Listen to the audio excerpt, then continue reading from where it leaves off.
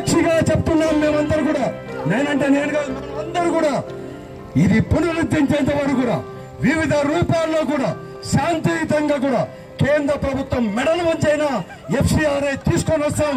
భవిష్యత్తులో అందరూ మాట్లాడుకుని నిమ్మగా కూడా ఈ ఉత్తమాన్ని ఉత్తరీకంగా తీసుకొని పోతాం అవసరం వస్తాయని చెప్పేసి కూడా తెలియజేస్తూ ఆర్డిటి పరిరక్షణ పాదయాత్ర రెండో దశ ఈరోజు ముగిసింది. మొదటి దశ మనం బైక్ ర్యాలీ దాదాపు 105 కిలోమీటర్లు మనం తిరిగేయడం జరిగింది. ఇదే కళ్యాణదుర్గం నియోజకవర్గంలో.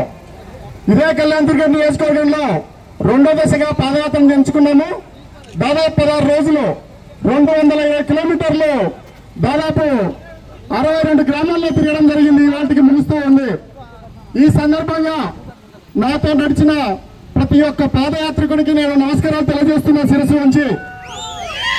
ప్రతిరోజు రాత్రి అలాగే ఉదయం పెద్ద ఎత్తున మాకు ఆతిథ్యం ఇచ్చిన ఆ ఇల్లాళ్ళకందరికీ కూడా నేను శిరస్సు ఉంచి నమస్కారం చేస్తున్నా. ఇంటి యజమానులతో పాటు మధ్యాహ్నం పూట ఆతిథ్యం ఇచ్చిన వాళ్ళకు కూడా శిరస్సు ఉంచి నమస్కారం తెలియజేస్తున్నా. ఇంత పెద్ద ఎత్తున పాదయాత్ర జరిగితే ఎక్కడ కూడా ఒక్క చోట కూడా చినుకులు రాని ప్రకృతి కూడా ప్రసాదించిందని తెలియజేస్తున్నా. మనకి ఈ పేద ప్రాంతం కోసం, ఈ పేద ప్రజల కోసం ఏదైతే ఆర్డిటి ఉందో దాన్ని రక్షించుకొని తీరుతామని తెలియజేస్తూ ఉన్నా. ఒక చిన్న పని ఈ రెండు ప్రభుత్వాలు 3 పార్టీలు కలిసి చేయలేకపోతున్నాయని తెలియజేస్తున్నా. నిజమైన అసమర్థత ఏదన్నా ఉందంటే FCRA foreign contribution regulation act 2000 ఆర్డిటికి తీసుకురాకపోవడంలోనే ఉందని తెలియజేస్తున్నా. ఎందుకంటే 50 సంవత్సరాల్లో ఎప్పుడు రాని ఇబ్బంది ఇప్పుడు ఎందుకు వచ్చిందో మీరందరూ కూడా ఆలోచన చేయాలి. పేద ప్రజల పట్ల, పేద ప్రాంతం పట్ల ఈ కేంద్ర రాష్ట్ర ప్రభుత్వాలకు చిన్న చూపుందని కూడా మీకు అందరికీ తెలియజేస్తున్నా. ఇది ఒక రాజకీయ ఉద్యమం కాదని తెలియజేస్తున్నా. ఇది ఒక ప్రజల ఉద్యమము రోజు రోజుకు తీవ్రమవుతుందని కూడా మీకు తెలియజేస్తున్నా. ఎప్పుడైతే ప్రజలు రోడ్లెక్కారో అప్పుడే ప్రభుత్వాలకు ఒడుగు ఊడతాయని కూడా మీకు అందరికీ కూడా తెలియజేస్తున్నా. ప్రజలకు భయం ఉండకపోతే FCRA రాదని కూడా మీకు అందరూ కూడా తెలియజేస్తున్నా.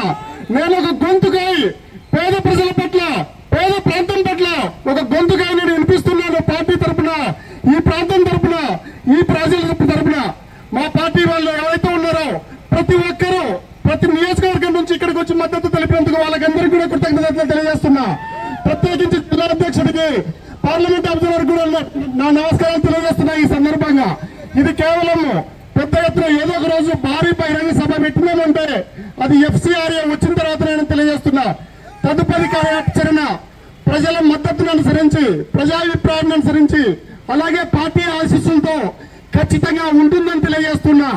ఎందుకంటే ఆర్డిటి రాకపోతే, ఆర్డిటి లేకపోతే మనకు బతుకులు ఉండే అవకాశం లేదు. బతుకులు